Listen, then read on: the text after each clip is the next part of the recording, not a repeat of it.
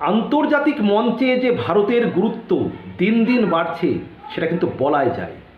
রুশ president Vladimir Putin বলেছেন, ইউক্রেনের সংঘর্ষ বিরতি নিয়ে আলোচনায় তার কোনো আপত্তি নেই, আর এ ব্যাপারে মধ্যস্থতাকারী হিসেবে তিনি ভারতের নাম করেছেন। পাশাপাশি চীন, ব্রাজিলেরও নাম করেছেন রুশ প্রেসিডেন্ট। পুতিন ও জেলেনস্কি এই দুই রাষ্ট্রপ্রধানই যুদ্ধ থামাতে ভারতের হস্তক্ষেপ চাইছেন। এটা কিন্তু ভারতের জন্য যথেষ্ট প্রভাবের, গুরুত্বের, মর্যাদার। সেই সঙ্গে ইতালির প্রধানমন্ত্রী জর্জিয়া মেলোনি বলেছেন যে রাশিয়া ইউক্রেন যুদ্ধ থামাতে গুরুত্বপূর্ণ ভূমিকা নিতে পারে ভারত।